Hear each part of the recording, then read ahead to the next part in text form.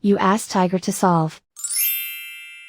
This deals with linear equations with one unknown. The final result is d equals 1. Let's solve it step by step. Group all constants on the right side of the equation. Subtract 4 from both sides.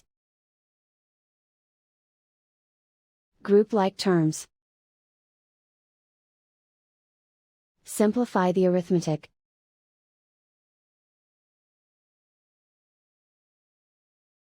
Isolate the d. Divide both sides by -3. Cancel out the negatives. Simplify the fraction. Cancel out the negatives. Simplify the fraction. And so the final result is d equals 1.